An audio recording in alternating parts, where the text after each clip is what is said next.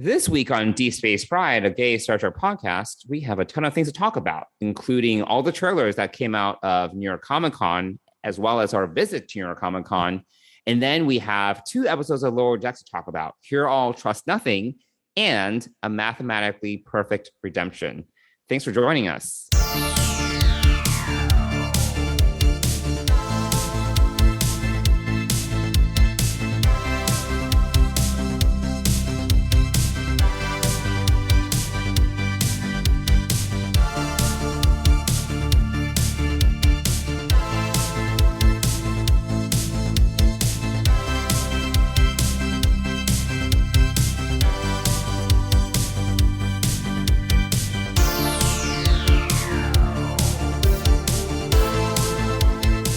Hey, Mike.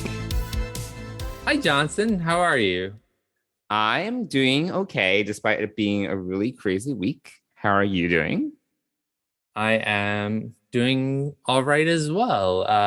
But it's a shorter, crazy week for me. You had to work on Monday. I did not. Oh, yes. I totally forgot that you had Monday off. You're so lucky. It was so nice. The long weekend was so great. None of my clients had Monday off, and we didn't have Monday off. So I don't know. What did you do on Monday? What did Dennis and I took Hamish? Dennis was off as well. Just on his regular, whatever scheduled day off. It wasn't a holiday for him. But we went for a walk. We took Hamish to the park. We had lunch in the park. So yeah. So a lot of outdoor time. Is that right? Yeah, we had some outdoor time, and I don't know. I worked on a few other things, I'm sure, but yeah, that was the highlight of the day. Really was, doing stuff with Dennis and Hamish together. So yeah, that was my. That was your Monday. Yeah, that was my holiday, and that was my Monday. And then, after we went to Comic-Con on Friday, and then I just basically hibernated for 2 days after that. Well, you were really making the most of that ticket. Like, you were there for a while. And you went to the Paramount Plus after party, apparently. Yes, I went to the Paramount Plus after party. Wait, so you basically spent like a half a day without me there. So you're going to have to, why don't we start with what we did and then pick up with where I left you. I was like, I left you. Where you abandoned me. Yes. Correct. Yes. And what you did the rest of the day. So we got to Comic-Con at like 10 a.m. or so. I was like, why must it be this way? But sure. Yes. I took Friday off. I did too. Which was fine. I was worried about emails because they kept on coming in, but we got there around 10. So we were there around opening, I suppose. And we were there for opening. It was hectic. It was crazy. We went to the Nacelle company. Right. We went to the Nacelle company panel, which started like around 10:45. They were great. I mean, it was a very sad panel. There were like 20 people there. No, I wouldn't say that that's a sad panel. No, there were more like 30 or 40 people. It wasn't. The proportion of panelists to participants was pretty stark. Well, there were like 6 panelists and like 20 participants. You're looking at it as a mathematical thing. I'm looking at it as they were excited to be there.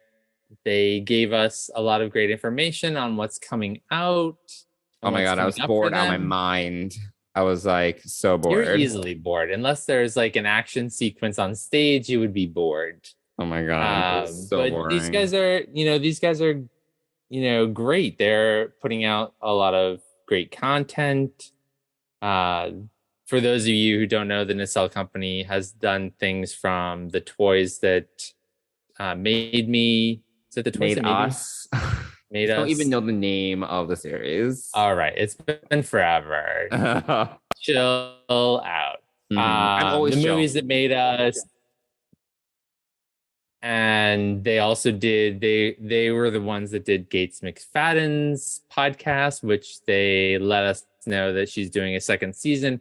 I did not see the video of her announcing the second season, like they said was going to come out, but I wasn't actively looking for it. But she did a great podcast. She had basically It all of was. the people from Next Generation during the pandemic, and it was a great investigates is what it's called.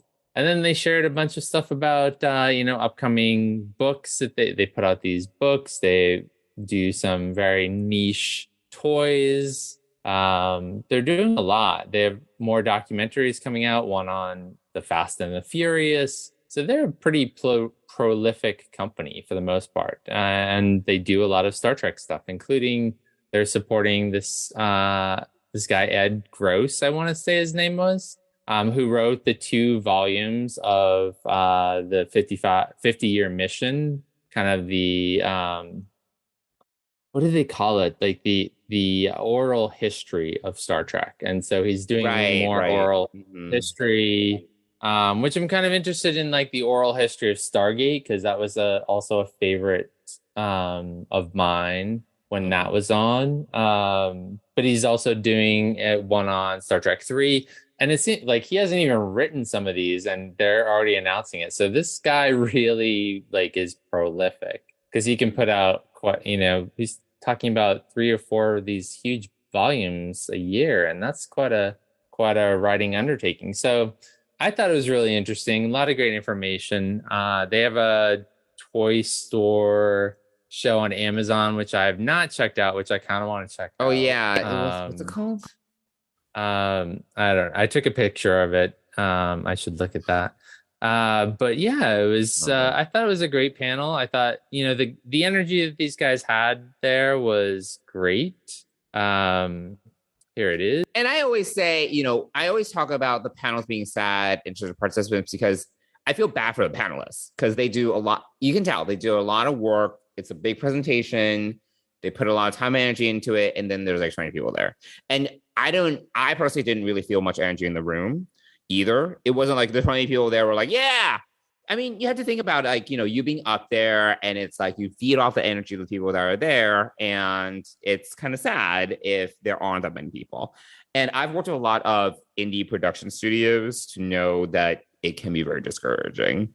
It's more like coming out of a place where I feel bad for them versus like, oh yeah, whatever. It's more like I feel bad than anything else. I get that. I mean, the name of this toy store show is A Toy Store Near You, and they're already up to season 5, which is going to launch on Amazon at Thanksgiving. Yeah, I was at 5 seasons already. Goodness. Yeah. So I want to go check that out. I get that piece of it, but I also come from it like out of the perspective of 1,000 true fans, which is this idea that if you have 1,000 true fans who will buy almost anything from you, like that makes you pretty successful. So the fact that they get to see, I think there was more like 50 people in the room. I mean, the room was meant to hold like probably several hundred, maybe 200 or 300 people. So it, people were pretty spread maybe out. 200. Like I was thinking 150, 200. Yeah, there were like probably 20, 30 people there. It was like probably 30. I wasn't quite 20. But, it was like, but whatever. That's neither here nor there. Yeah. I was bored. I was on the dating apps the whole time. But there you go. So you weren't bored. Either you're bored with the dating apps or whatever, but you weren't paying attention to the content. That's totally fine. Listening. I saw that they talked about the Fast and Furious. I don't care about Fast and Furious. I don't care about toy stores. I don't care about any of the shit that they're talking about. This is the problem. So other than like the Investigates podcast, I was like, oh, season 2. That was the only thing I cared about. And I was like, that's interesting. That could have been an email versus a 1-hour meeting. Okay. This wasn't a meeting. It was a panel. It was a lot of, I don't know. I like those because if I'm only a little bit interested in what they do, some of their stuff, like not all their stuff, but I didn't know that they did this toy store thing. I think that'd be fascinating because there's some toy stores in New York that are on their list. So that interests me. Yeah. I think it was But just like I'm the wrong audience because I don't care about toys. I don't care about collectibles. yes. There's so many things. Well, we should back up and say that I basically dragged you here. I mean, You didn't drag me. We need to go. I picked up the tickets. I was like, "You're coming with me," so I wouldn't have to go by myself. And yes, it was. You were clinging to me as we were walking through. Yes, I was. That was funny. I like that because we couldn't get separated from each other. It had to be constant line of sight, and we also need to be connected. I need to barnacle onto you. So So anyway, so it started out there, but then we went to the showroom floor. It was great to, I don't know, to see all this stuff. I mean, most 99% of it is not stuff that I'm going to buy or I'm interested in, but it was great to see this showroom floor full. And you got some we were there. Lego miniatures. I got some Figurines, Lego whatever. minifigures. Yes. Yeah. So that was basically my purchase while I was there, was that. You didn't get anything else? I don't think so. Oh, okay. That was pretty much it. But yeah. I mean, the highlight for me was meeting up with Yvette from Sci-Fi Sisters. Like that was yes, of course. Yeah, that was a highlight of mine. I mean, I spent the rest of the day with her after she broke up from us to grab a bite to eat and handle some ticket stuff. She texted me after you had abandoned me. Correct. And I was figuring out what my next steps were I'd gone back to the floor after you left for a little while. And then I went, what we missed, and that might've been interesting to you, is that there was a whole tabletop gaming, portion that was down at the other end. I'm good. Well, you like games, so I do, but I don't need to be around other people that like games. No, I think like you could have found new games. Like, that's the thing. Yeah, but then it's always cheaper on like Amazon or something like that. And then like there are like all these communities like BoardGameGeek.com that are really huge into board games, which I'm like, no, thank you, I'm good. Oh, I mean, I didn't end up going down. I just saw it. I found it and hung out. Were they like playing? Were they playing, or was it or they just? I couldn't really tell because it was down, and I was just looking for a place to like look at the panels and look at the rest of the day and see if there's anything else I wanted to do. Did you go to another panel though? You went to like a panel like later. Yeah, we went to a panel later, Yvette and I. But as I was kind of hanging out, Yvette Which one was that? again, said we're Geek Life Rules. So they do this live. Now they're back to being live, but they do this sort of performance that's inspired by sci-fi and other things, and it's sort of Broadway musical, like singing, but also it's definitely ComiCon related in the sense that it's genres, things like that. So it was very entertaining. We ended up going out to the Paramount party with them.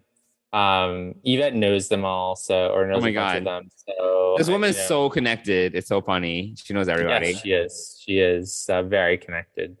So yeah, but before that, she and I just hung out and had a drink and chatted for 2 hours. So wasn't anything, because she wasn't there really to shop or look for anything. And, I was just kind of, I'd done everything that I kind of wanted to do. And so it's just mainly about seeing her and hanging out with her. And, no, that's cool. I'm glad that you guys get to spend time together. That's really nice.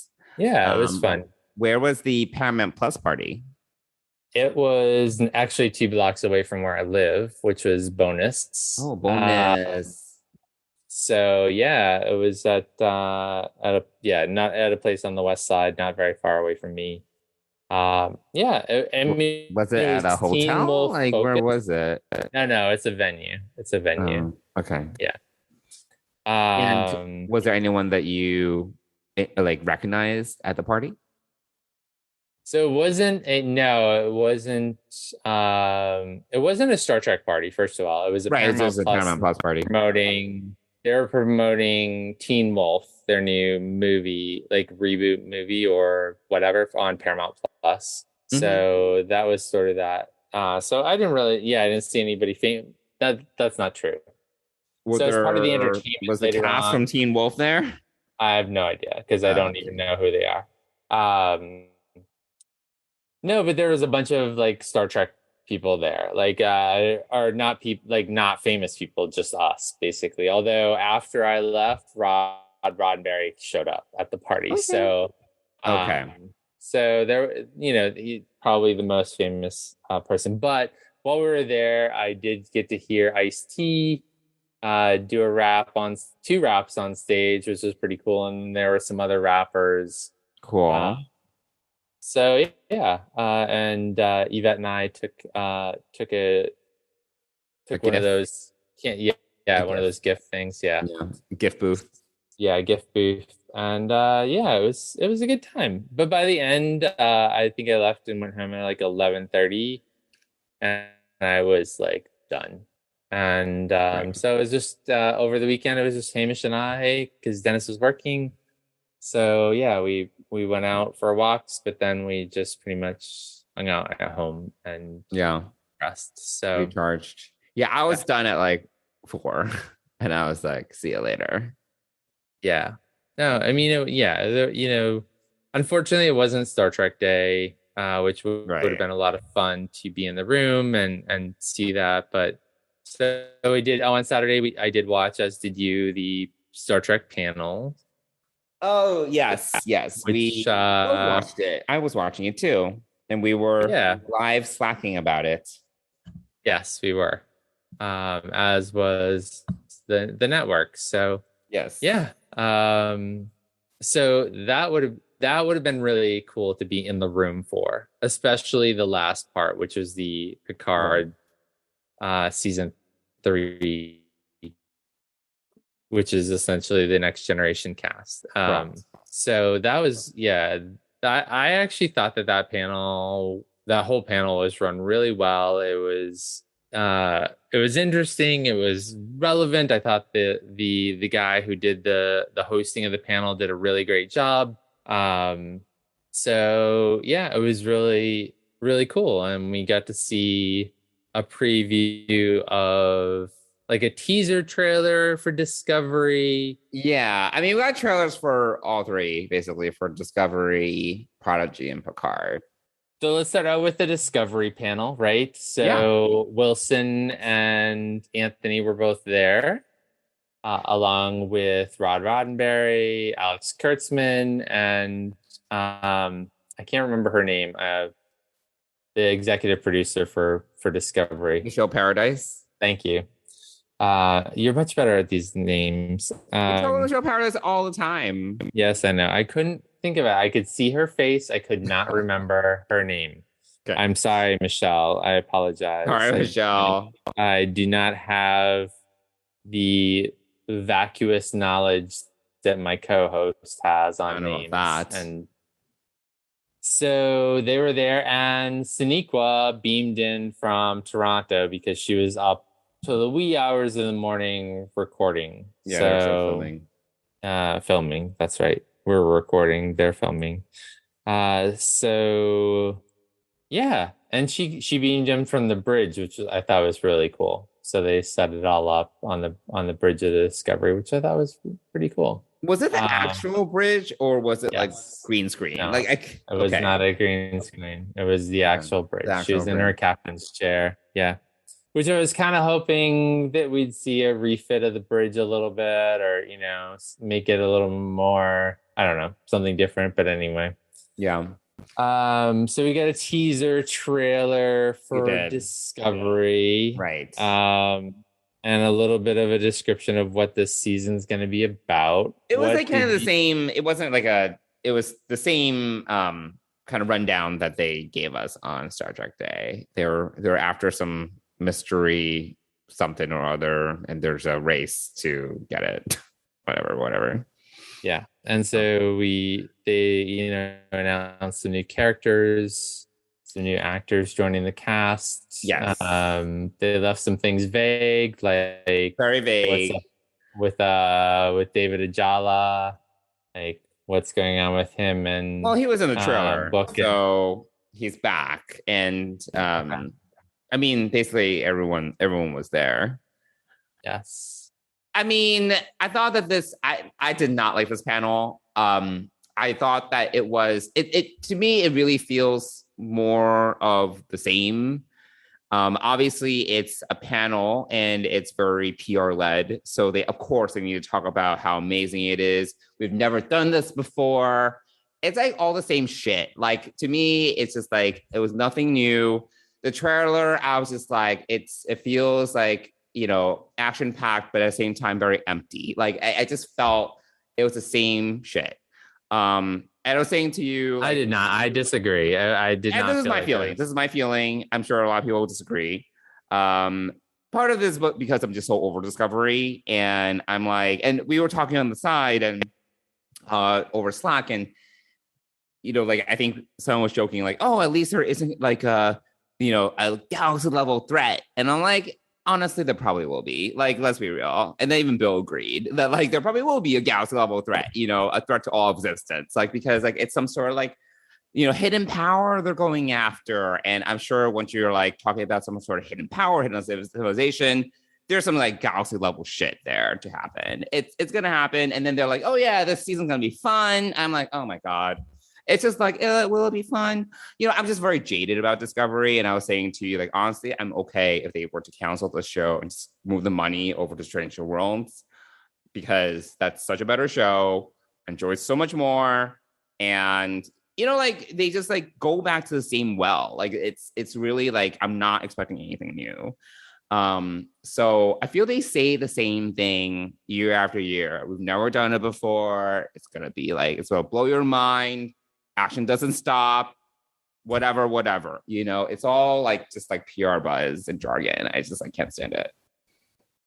But sorry, say your piece. No, obviously you felt different. Well, I hear you when they say those same things.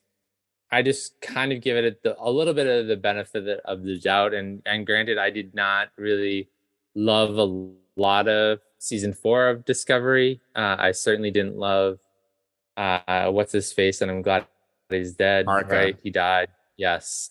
What is it? Arca? Yeah. I'm over him, and I'm glad the universe is over him. But you know what? I the way that I look at panels, yes, there's some of that, but it's also to just see the enthusiasm that the cast has for the fans, sure, that sort of thing. I have nothing against the cast, but at the same time, these like panels sometimes it's just like they need to be fed like what they can't say, and there's so many restrictions around it. That's part of the problem. Yeah, I mean the one there, it is very PR driven. It's meant to hype up the upcoming season. Obviously, you never see panels that happen after the season, right? Just the timing never works out. Maybe someday it'll be like the season will end and the next week will be First Contact Day, or the season will end and it'll be Star Trek Day when they actually can like talk about everything. But yeah, I just enjoy seeing the cast. Clearly, this cast, and I think Strange New Worlds is the same way. They all do. All these casts really love each other. Sure. And it's such a camaraderie, and I just love to see that. And I don't want to. The other big thing is obviously that having a Black woman captain in charge of Discovery, I think it's a monumental deal. And sure, but that doesn't automatically make that a good show. Like No. I know. I mean, it still comes down to the writing, but I everyone has different tastes about what's good writing and what's bad writing. All those things. I'm personally not like, just because like, it's like very like, DEI oriented. There are a lot of shows nowadays that are groundbreaking that way, which I think is great, but that doesn't necessarily, in my mind, give Star Trek or not, give it like a pass. Like, it's automatically good or anything like that. Like, I think give credit where credit is due, sure. But I do think that any TV show or movie should still be seen critically. And at the end of the day, if entertainment's not good, it's not good. Sure. Yeah. And what I think to some extent, I don't know what the makeup of the writer's room is at this point for Discovery, but my hope with it be that there is some new blood coming into the writing need, room. like new writers. I don't know, I feel that they need like to freshen it up or something. Yeah. So we don't know the makeup of the writers room, but yeah, I mean, I'm always willing to give the benefit of the doubt up until the episodes air, and then we can certainly discuss like how we feel about the episodes and whether they're sure. I mean, I'm still gonna watch it. Don't get me wrong. Yeah. Yes, it's still happening. Yeah, it's just I agree on the sense that it's I'm not eagerly anticipating Discovery season 5 like I am Strange New World season 2. Sure. Like, please put that on television right now for Strange New World season 2, please. And we still have lots more to talk about, and here we are getting bogged down with Discovery, but I think that's a great place. We always argue about Discovery. We always do. Yes. Yes, our listeners, if you go back during the run of Strange New Worlds, you'll hear an entirely different show. Oh yeah, no, we both liked it. We both loved it, and so yes. But this is what Discovery does to you and I. It brings out this back and forth, which I guess is good. I don't know, is it? But let's talk about Prodigy next, because Kate Mulgrew is there. A couple members of the cast. I know Brett, this new character. I literally do not know any of the names of the cast members. I just know Brett's first name. I can't think of his last name right now. Brett is Dal. Okay. And then we had a new cast member who is there, who is a little more risque, I would say. Oh, wait, is she new? She's new, yeah. Oh, okay. Yeah, so she's coming up in this next block. I don't know when or what character she's playing exactly. Yeah, she was she was like cursing on this panel, and I was like, I don't know if this is appropriate for this kids show, but sure. Yes. I mean, this is the last time I'm gonna like curse. I'm like, okay, thanks for the warning. Yeah, right. But what did we saw a trailer. We did see a trailer. We saw a trailer for Prodigy, which is great. It's a new trailer. It gave us more of a look. I really like Prodigy. You and I had the pleasure of getting. I haven't watched more than one episode of season 1, part 2, let's call it, I suppose. But we did get the pleasure of getting a screener from Paramount Plus for the first 5 episodes of season 1, part 2. I watched episode 11. I don't want to call it episode 1, episode 11. And I really liked it. It's a great show. It's really good. It's a great show. And that's all it's really strong. Yeah. And that's all we can say about it right now. Yeah. No, I wasn't going to go into the plot, but I was just going to say, I really love and enjoy Kate Mulgrew. Like, she's she has such a presence. I've said this again and again, especially when we saw her in Chicago. And that was, again, the first time I saw her on a panel. But she has just such gravitas and humor. And she's just, you can tell that she's wise, and she really has passion. I just love all these things about her. And and she has enthusiasm for Star Trek, in a way that I don't necessarily think that she had when she was on Voyager. But years down the line, I feel that she's just found this new appreciation for the franchise, and just her enthusiasm for it was real. I think the way in which her enthusiasm has grown is really remarkable. But the most notable thing on that particular panel was part of the Q&A, where someone was like, "Hey, Alice Kurtzman, are you going to bring Janeway back in live action?" And then, he kind of like, Janeway, Kate Mulgrew was like, "Yeah, what's going on?" And Alice Kurtzman was kind of put on the spot. He was like, "There have been talks." And I'm like, what does that mean? Like, that could have been a conversation in the bathroom. What does that mean? But I would love to see Janeway come back IRL. So. Yeah, I would too, and I think they, if they can find the right way to do that, they will. Uh, so maybe it's not in the current slate of shows. Maybe it's in the next show that's coming out, which we still don't have any idea Oh of yeah, what's no, I would. gonna. Yeah, no, I would definitely expect it to be in a new series. I would say. I mean, like maybe there might be a. I'm trying to think if there would be a conflict Picard cameo. I don't say why there couldn't be, but other than that, I'm sure there Yeah, would be for sure. yeah, she could do a Picard cameo that certainly would make sense. Yeah, yeah, that makes sense. So maybe so I mean the other thing too is that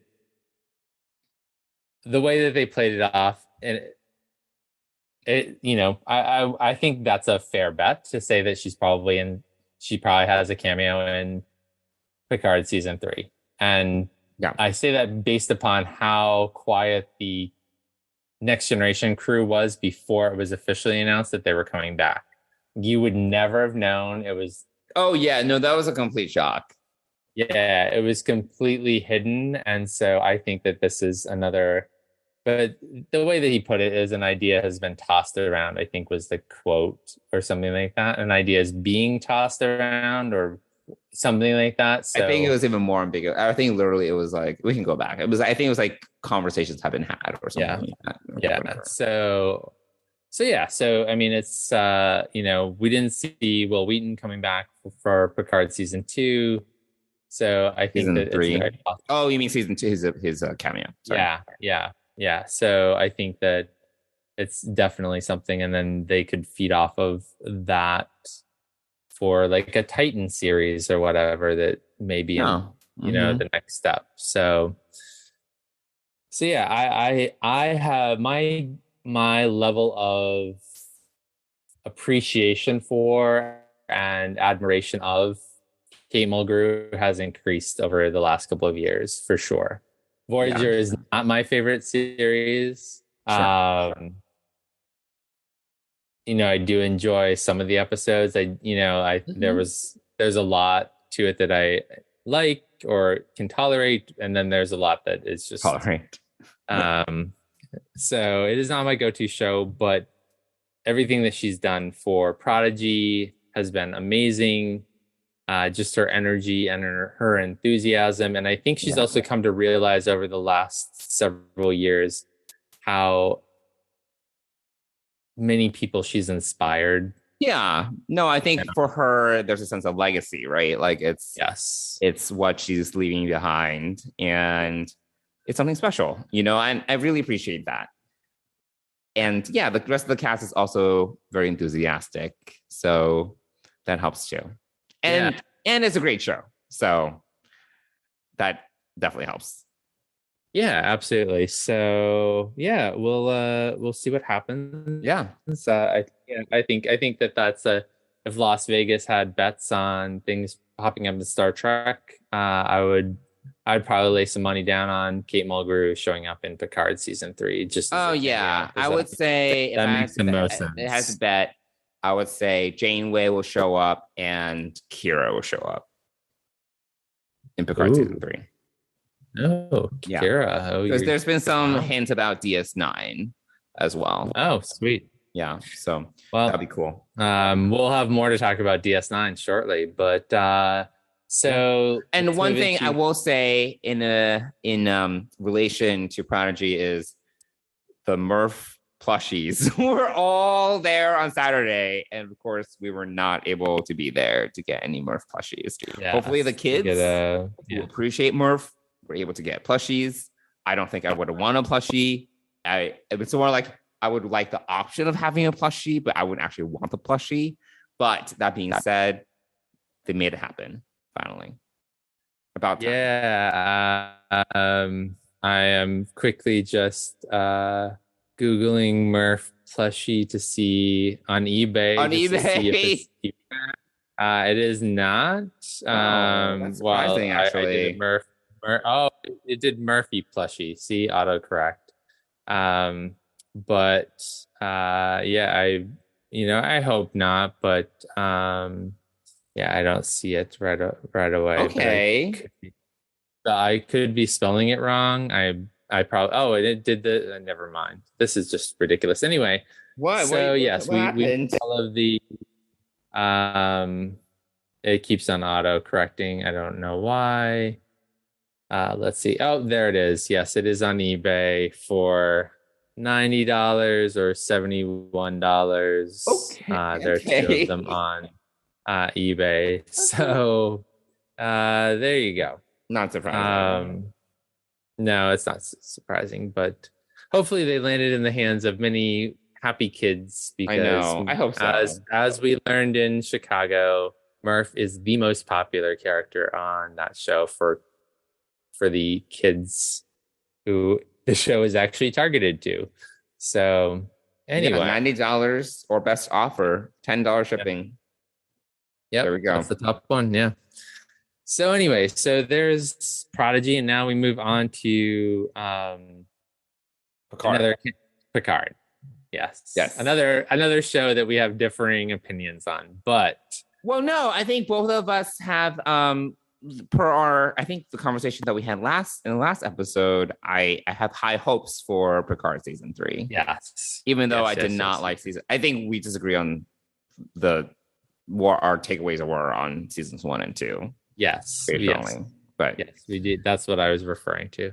yes. But yes, so Um yeah, no, this was a lot. There was a lot on this panel, other than obviously the entire TNG cast being there, which was wonderful. It was nice that they were all there and you can feel the energy. And I think it would have been cool to be in the room and kind of yes, feel that excitement. That would have been neat, I think. yep, But the trailer had a lot that we finally got a lot more information about at least the villains. That makes me the villains piece of it makes me a little bit hesitant because there are 3 villains.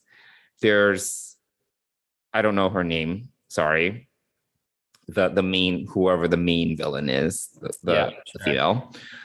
Then we have Lore, and we have Moriarty, and it's like okay, like it's a lot of bad guys in one season, and Yeah, whenever shows do that, whenever they like have too many bad guys, I'm always like, oh, it makes me always a little worried because some shows do this, and it becomes a little bit fragmented, like in terms of their motivations, and it's like it's there, lore, you can have a whole season just with lore, honestly. Like, you don't need Moriarty. Apparently, Moriarty, I think Trek Movie did an interview with the actor, I don't remember his name, but he's just in like one episode. oh And yeah, I'm yeah. like,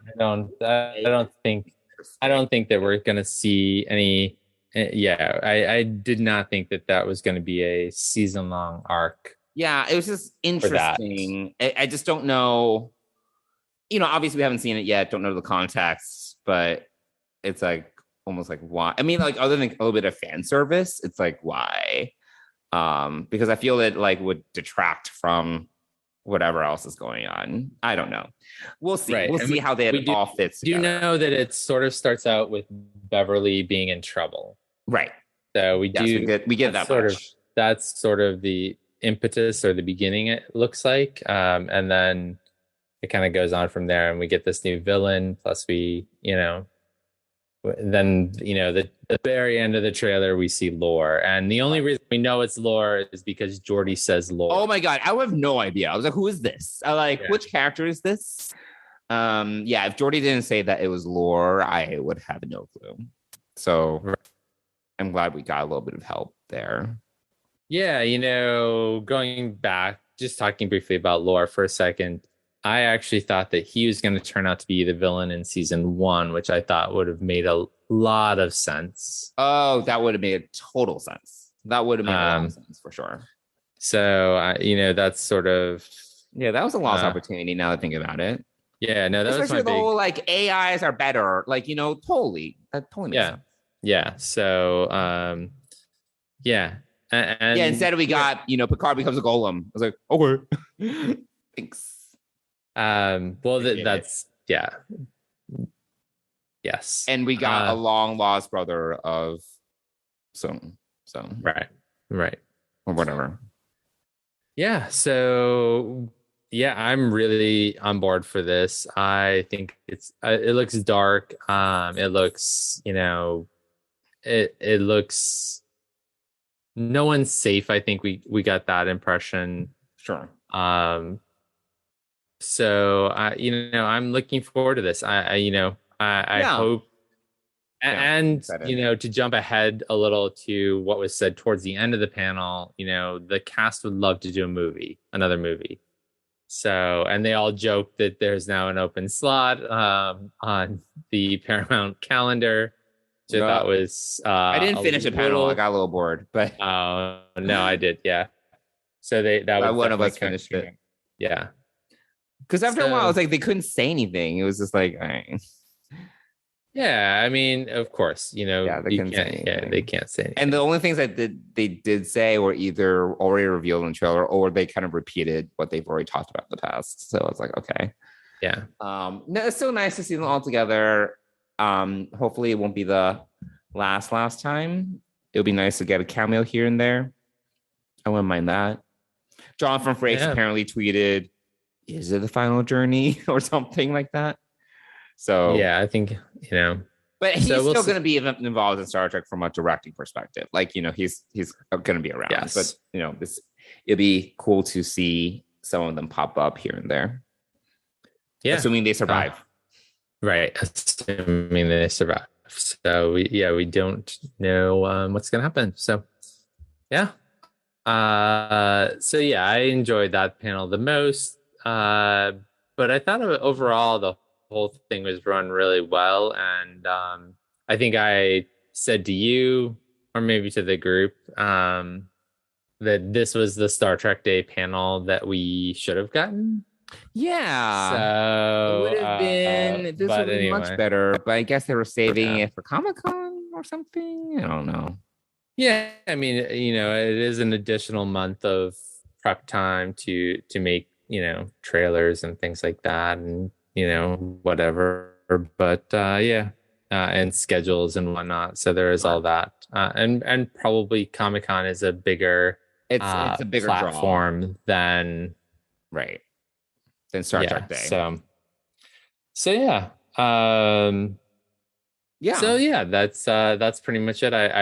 I wish I had been in the room for it simply because of that last panel to see the Next Generation crew. But saw it online. It was still very good, and I'm looking forward to season 3, which is only 4 months away. So, yeah, I'm gonna be 41 by that time. Sadly, yeah. Here we go. Sadly, yes. Yeah. Cool. Anything else to say about New York ComiCon or the Star Trek panels? Overall, I enjoyed my time at ComiCon. You say that like it's the question, and Yvette said the same thing to you.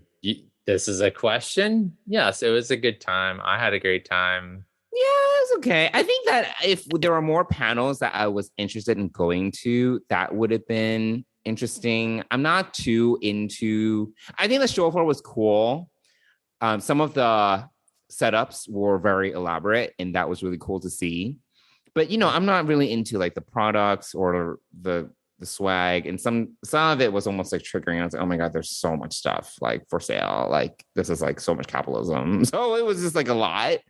But some of the setups were some of like the pop-ups, I guess, were just very elaborate, and that was really cool.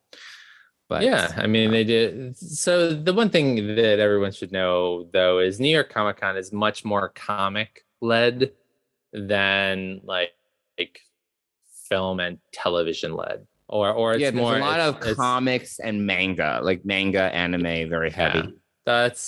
Which is fine. That's the nature of New York Comic-Con versus San Diego Comic-Con. They're two. Obviously, they're both run by Reed Pop. I'm pretty sure. They are the big names on either coast, but New York is definitely focused on comics and publishing a lot heavier than the television. Yeah, that makes side of it. Sense.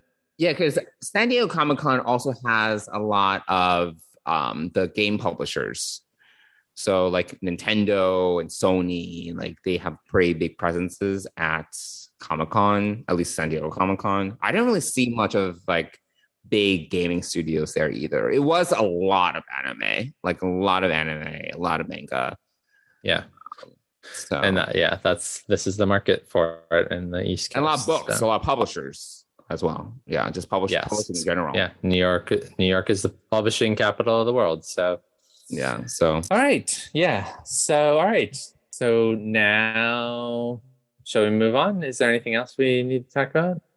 No, I think that we covered everything when it comes to Comic-Con. We can move on to our discussion about 2 Lower Decks episodes. So why don't we start with Hear All, Trust Nothing. Quark! Sorry to interrupt. This is Captain Freeman of the Cerritos. She and her crew are here on important Starfleet duty. You look radiant, Captain. Pass. Oh, I love Starfleet. I do a lot of business in Federation space. Quark is our resident entrepreneur. I did expand my simple bar into 21 franchises across the Alpha Quadrant. And somehow I remain humble. What are you talking about? Can't people just replicate drinks? None of your outdated Starfleet replicators can make what I have to offer. My unique design gives our refreshments that special zing. I've been crafting them for years. So, Captain, do you think there's room at Starfleet Academy for a Quarks? No. All right, Mike. So this was the big DS9 episode that was obviously teased in the season 3 trailer. So we finally get a chance to visit DS9. We get to observe and admire the pylons, I suppose. What did you think of this episode? I really love this episode. So I really did love the previous week's reflections. I think that was still reflections is still my favorite of the season so far. Yeah, this is I would say this is tied just because of the whole DS9 piece of this. Sure. We do get a Gamma Quadrant baddie that we recognize from Deep Space Nine, the series. We do get to see Kira and Quark. We get to see Quarks. It's just the music was. I want the music from this episode. I mean, I'm sure it was re-recorded for this particular episode, but it was great. All of our characters had something to do. Tendi had a lot to do, including Captain Freeman. Yes, this was another episode highlighting Tendi, I think, the most. Although we get to see the personal side of Mariner and Jen. So that was kind of interesting. Also, I thought it was right on brand for Mariner to stay on the Cerritos instead of going to Deep Space Nine. I think DS9 for her is like been there, done that, right? So yes. She was stationed and there had bad experiences, right? Her friend lost got one eaten. of her best friends, eaten by a yeah. So so I thought that was really on brand, and letting the other three newbies kind of visit Deep Space Nine for the first time. And Rutherford's reaction was probably my favorite out of this whole show, because he was just excited to see all the things on the promenade. He wanted to dangle his feet on the upper level, and mentioned, I want to talk to a young reporter, young journalist or whatever. Young journalist. So I thought that was really cute. And then Tendi yells at him, "No, we have to go." Like, she was so tired of this other Orion who was from Cleveland, as we learned later on. Cincinnati? Never been Cincinnati. Yes. Yeah. Oh my God. That was funny. So, I just really enjoyed it. I enjoyed all the Colonel Kira stuff. I enjoyed the Quark stuff. I thought it was just great all around. I thought that the story was, funny that Quark had taken technology and used it, and like now he's like, oddly enough, like the deal was 76% of his profits now go to the Crema. So I thought that was a little like bad job negotiating on Carol's part. Yeah. But anyway, I really enjoyed it. What did you think of it? Yeah, no, I liked it. I didn't like it as much as Reflections, but obviously it was nice to visit DS9 again. I think that for me, I'm just trying to find the best way to articulate it. Well, first of all, I one thing I noticed is I felt that Kira and Quark didn't exactly sound the same. Like it kind of threw me off a little bit. I don't know if you noticed it. I mean, they're both older now. Quark, Armin Shimmerman, he was apparently wearing the prosthetics, but they weren't exactly the same prosthetics or something like that. So he sounded a little bit different. It's not a big deal, but like kind of like threw me off a little because their voices have aged. But then I think that the other thing about this episode that I was like, oh, it's a frivolous stop by DS9. It's not like a lot of what we got on DS9 usually was very like mostly serious. It was like, it was a lot of drama. This is kind of just like, there was a quick stop. It was a pit stop. We got like a quick slice of life on DS9. But it's not like we've gotten like much of it's not like we got really like a substantial update on like what has Kira been doing? What has Quark been? I mean, Quark apparently has franchised. Good for him. But other than that, we didn't really get much about like what has happened in the past, like maybe at this point, 6-7 years since we left them. I think it's 5 years. Is it 5 years? Okay. Yeah, I think I heard somewhere it was 5 years, but yeah. So, I wish like we got a little bit more. Obviously, we didn't get, Bashir might still be on the station. Esri might still be on the station. So I'm just thinking, I think it's just two of them and then Kira and Quark. And it's fine. Now, I'm not expecting like everyone to show up, but it'd be nice to be like, what's happened? What's been going on? Colonel Kira is now obviously in charge of the station, but it's not like she's really advanced in rank. Like, she's still there. It was nice to see them, but I don't think we got much in terms of like substance from the visit. Quark has his shenanigans, and of course he causes trouble, which is very Quark. But it would be nice to kind of just get like a drop, like how's Nog doing, or how is Julian and Esri, even though they didn't show up. I would have loved to kind of just know, like, what has happened on the station since we last saw everyone. That's all. It's more that. Like, it was just a slice of life. It was, some shenanigans. Honestly, I think that Tendi had the most to do, and I liked her storyline the most out of everyone's, because she just, she got to kick ass. Like, we got to learn a little bit more about her as a character. And her kind of, again, the tension that she has as an Orion, and her coming from a Orion pirate family, the character growth, I think that's usually what you and I usually go for. And I love that, like little snippets that we get about these characters. So it would be really nice to get a little bit of that kind of update from our DS9 characters versus, they were kind of just there to provide more context to the narrative and what's happening. And and then there were like coincidences. Oh, of course Shax knows Kira, and they like were in the resistance together, and it was play for laughs. But I was like, okay, that's convenient, that they also know each other. I really liked when they were approaching DS9, Shax was like growling at the Cardassian design of the station. That was really good. But otherwise, yeah, no, I don't know if I'm making sense, but it was just like, I kind of wanted like a little bit more. And I think that's why I kind of left the episode a little bit. It wasn't like disappointing. It was just like, oh, I wish there was more, Yeah, I mean, one of the things that I noticed was that the bridge or the ops was manned entirely by Bajorans. So yeah. Mm-hmm. I thought that was really good. There was no, other than the Orion Starfleet officer, did we see much of any other Starfleet I don't know. officers? I've only watched it once, so I'll have to take another look. So I didn't notice a lot of Starfleet presence on the station. No. Yeah.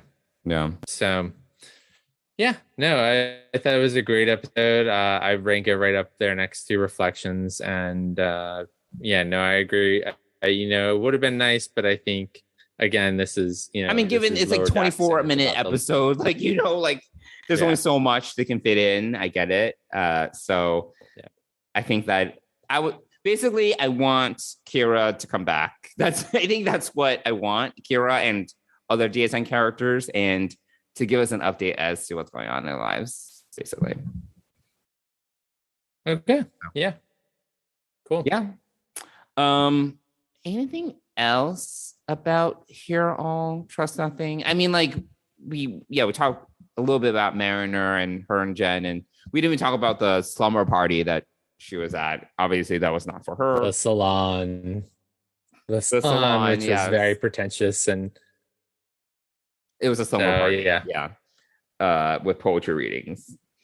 And we also got Bold Boimler, a little bit more Bold Boimler, really taking the risk at Dabo, but then at the end being like, well, money doesn't mean anything in the Federation, so I'll take your Quark store credits or whatever it was. So Quark bucks,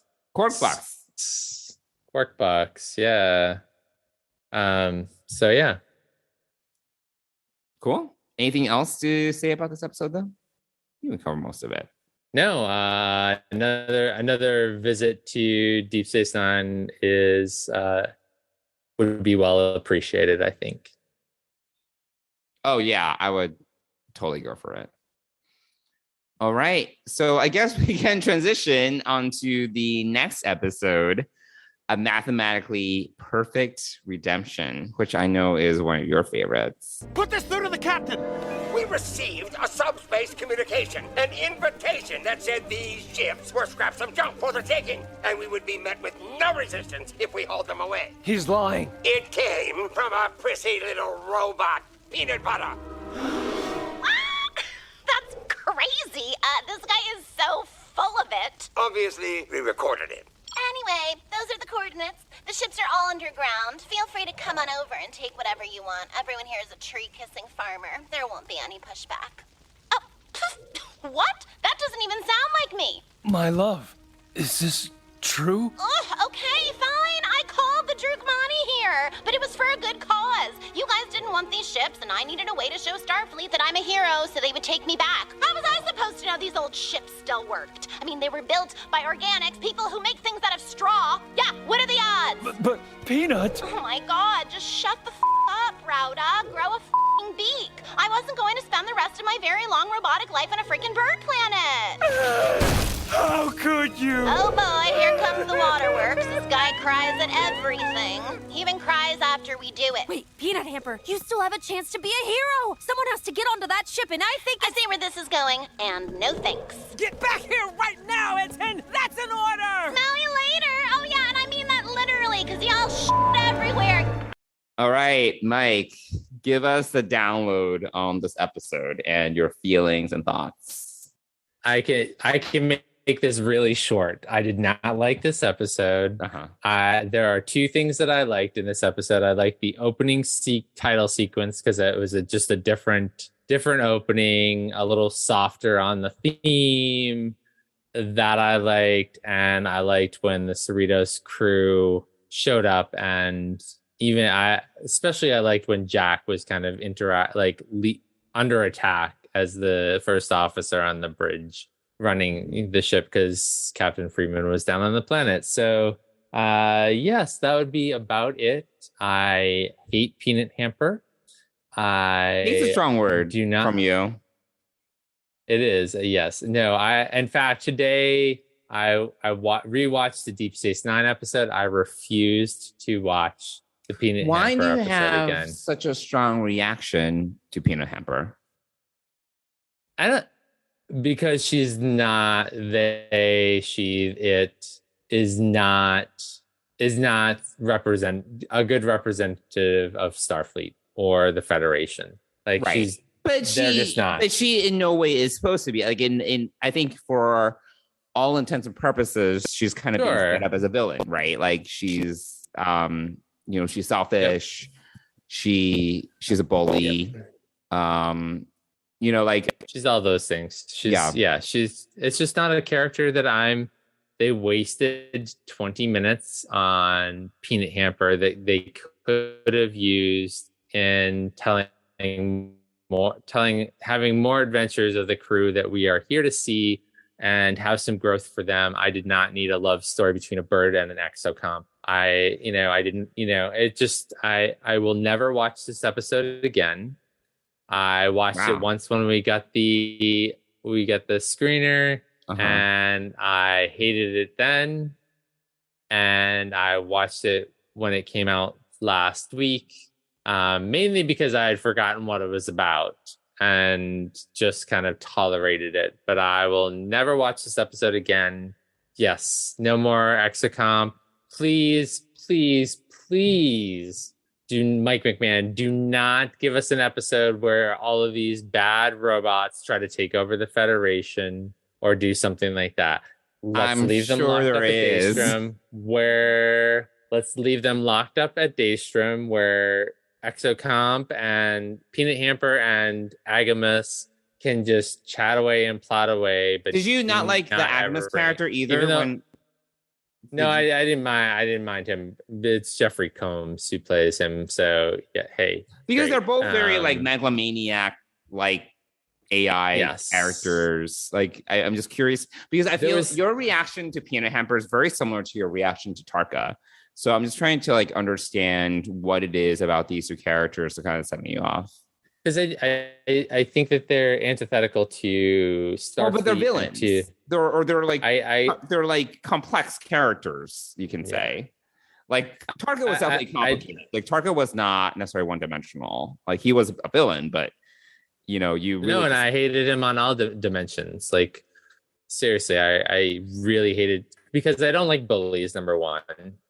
I never will. I will never tolerate them as a character. I don't care what their backstory is. They don't get a buy from me. When you're a bully, that's it. Like, done. Cut them off. Get rid of them. Die. I don't care what happens. Wow. But Peanut Hamper is it's just not it's just not my thing. I just do not like the character. She, essentially Shax died because of her. I get it that Shax came back, but that's not the point. And I just don't see any value in the character. Yes, I get it. It's a comedy, all those sorts of things. I just don't think it's funny. I don't find it enjoyable. I don't find the character interesting.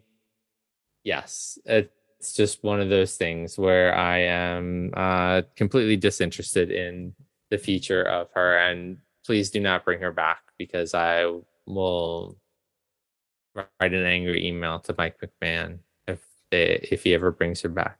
I just do not like the character. I just don't. Yeah. Okay. Yep. I have a strong feeling that she's gonna be back. I mean, the ending was totally a cliffhanger between her. It looks like she and Agamus are going to team up and have some sort of follow up. Yep, and I will probably have this very same reaction to whatever episode that is and curse Mike McMahon for doing that. And I like Mike McMahon, but I do not have any interest in watching Peanut Hamper try to take over the world. No. Give us more of our core characters doing fun and crazy things and growing. That's what I want to see. Do it in a humorous way. Great. But this particular secondary character is just, it's not a foil to anyone. It's not, it's just, I just don't like it. So, well, if anything, I think that, okay, so let me offer a counterpoint. So I actually really like this episode. I know you do. Yeah, I told you, but I haven't told our listeners. Yes. I really like this episode a lot, actually. It wasn't my favorite, but I really enjoyed it. I was like laughing out loud in this episode. And this episode actually really reminded me of the Three Ships episode in last season because the focus was the narrative structure was completely different from what we usually get in a Lower Decks episode. And 89% of the episode does not actually focus on our main characters. and they just come in the very end. So it was very, very similar. And it's similar in the fact that it just does something different. I'll give you that. It does something different, but it's also the focus isn't on our main characters. Like they literally screen time. Right. But at least with the 3 ships, they were interconnected, and that was an interesting story. But I feel not an interesting story. But this is subjective, right? You didn't think it was an interesting story. I actually thought it was pretty interesting. And it's also serving as a setup for a sequel. They're totally doing that. And I think if anything, like Peanut Hamper is serving as a foil because she is so counter to what we usually would expect from a Starfleet officer, that I think that's what kind of is like, I think for better or for worse, is even the title, because the title is a mathematically perfect redemption. They're trying to subvert our expectations, right? We're expecting that Peanut Hamper might actually redeem herself, that she might actually on this journey be changed, right? That was the red herring, right? That she, through this experience on Ariore, the planet, that she would become more Starfleet-like. So it was told like a psych, right? Just kidding. Like she is actually a megalomaniac and she's crazy and she's completely selfish.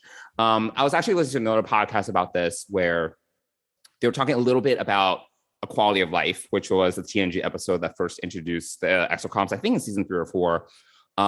But really interesting enough in that particular episode. And when they were talking about this, I was like, oh, that's totally true. The exocomps were purely like a lot of the actions that they took that made Data realize that, hey, they might be sentient, was they had this idea of self-preservation. Like they were trying to like, because like the scientists, I don't remember her name, the scientists were like sending them into, it was like a drill, it was like an orbital drill or something. I don't remember the episode, but she was sending them in to like fix the core or something like that. They were having an overload, and the exocomp was refusing to do the fix. But it was purely out of a sense of self-preservation because they knew that they couldn't fix the core, and Data was like, hey, there might be something more here, because if it was just a tool, they would just do what they're told, right? And this got me thinking, because I was just like, yeah, like, you know, do all exocomps actually, are they purely driven by self-preservation?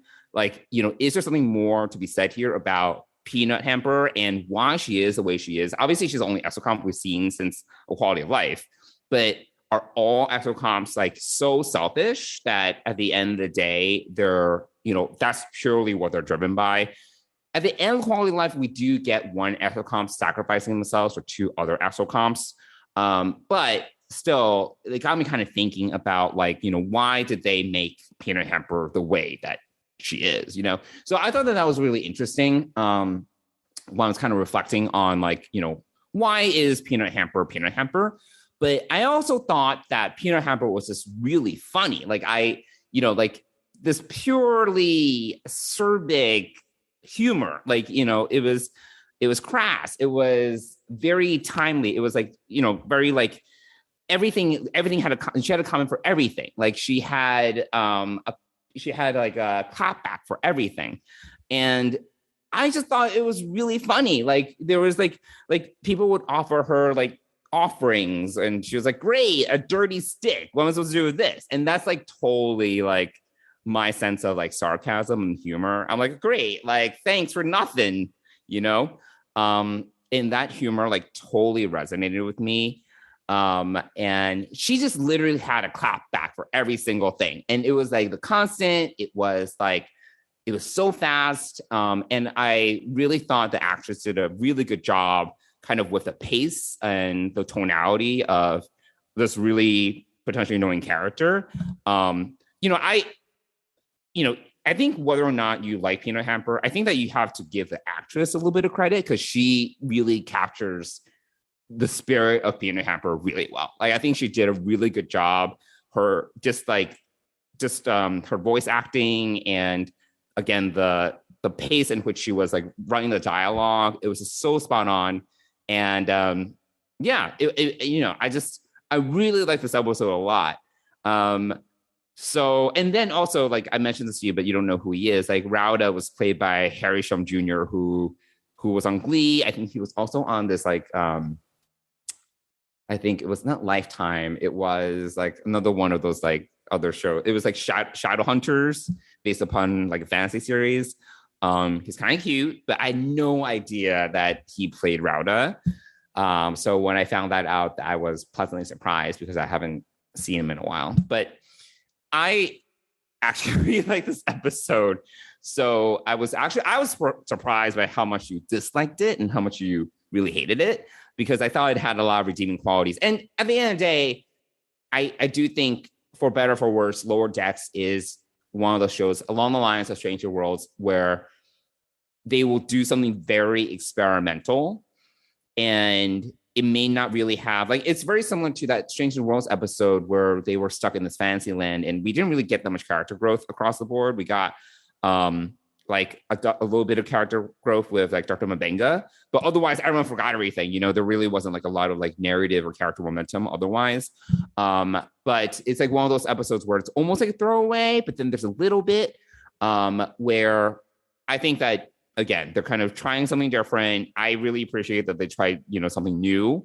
And this was, again, I think this season's version of Three Ships. So anyway, yes, we have very differing opinions about this episode, but, you know, I personally really enjoyed it. And it was one of the episodes that really made me laugh out loud. Fair enough. I mean, it's funny to be on this side of the equation and have you defending an episode. Yeah, no, it's funny. So, so this podcast episode is giving our listeners everything from I know. It's a roller coaster from both sides. But yeah, I mean, I hear what you're saying. It does not, you know, and it's no slight against the actress, although, you know, it's just not a character I want to see again, really. But anyway, and it is based upon a quality of life episode from season 6, actually. Oh, season 6. Oh, wow. Yeah, that was an older episode. So wrong. Yeah, no, I couldn't remember. So I started looking through what it was such a late episode. Yeah, so I'm gonna go back and I'm gonna go back and watch that episode. It won't make me appreciate Peanut Hamper anymore, but well, I think it helps. Then that episode, the exocomps do not talk; they're all very silent. Sure.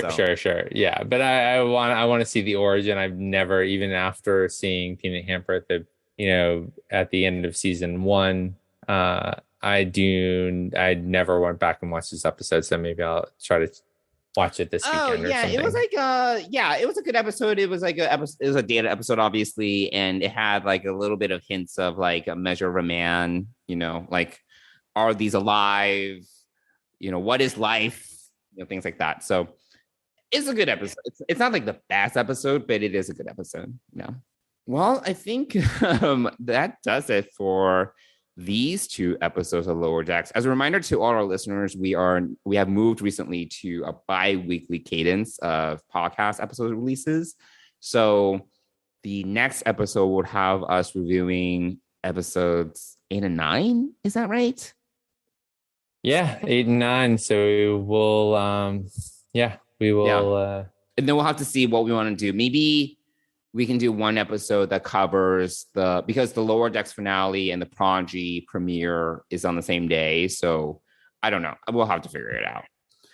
But we'll get there. And episode 100 is in 2 weeks. So in 2 weeks, right. So there is that as well. Mike, are we going to do some sort of giveaway? Yeah, I have stuff to give away. So I guess we'll announce that on episode 100. And, okay. Yeah, got it. Kind of do that. Cool. All right. Well, Mike, do you want to talk a little bit about our sponsor? Absolutely. So Fansets is the presenting sponsor of the Trek Geeks Podcast Network and Deep Space Pride. And head on over to fansets.com. Check out all the pins this month. So this month we've got the Discovery Section 31 deltas, both magnet and pin. And we also have another release in the Women of Trek. This time it's Captain Rachel Garrett of the Enterprise C.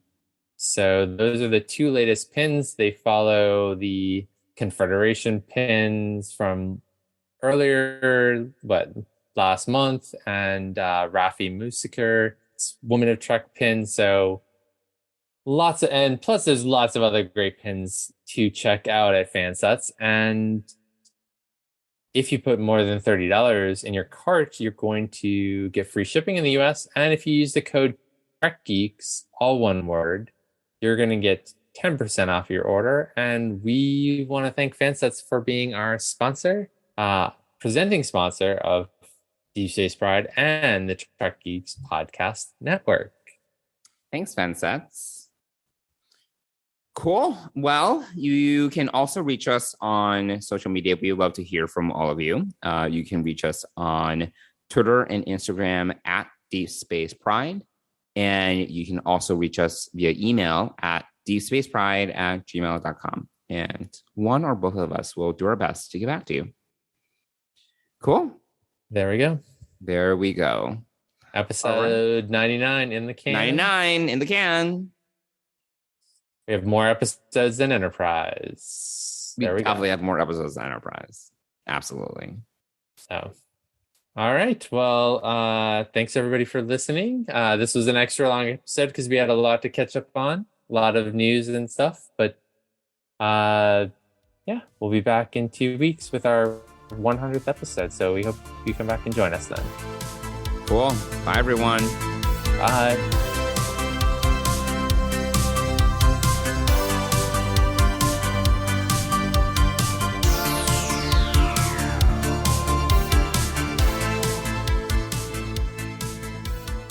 Deep Space Pride is a production of Coconut Media Works. Executive producers Bill Smith and Dan Davidson. For more great Star Trek discussion, discover the other shows of the Trek Geeks Podcast Network at trekgeeks.com or find us in Apple Podcasts, Spotify, or your favorite podcast app.